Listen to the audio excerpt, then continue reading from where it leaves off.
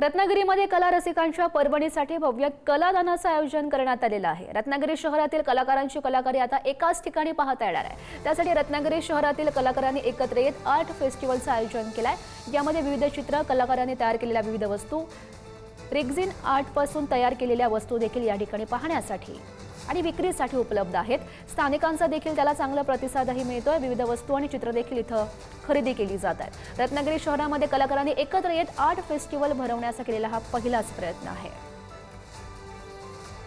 हे चित्रकलेशी संबंधित असलेले स्टॉल आहेत आणि त्याच्यामध्ये सगळ्या प्रकारचे चित्र आहेत। म्हणजे ॲब्स्ट्रॅक्ट पेंटिंग आहेत, लँडस्केप आहेत किंवा लिपन आर्ट्स आहे, त्याच्यानंतर कानातले झुमके किंवा साडी पेंटिंग इथपासून ते अगदी फायबर ग्लासमध्ये काम केलेलं आहे,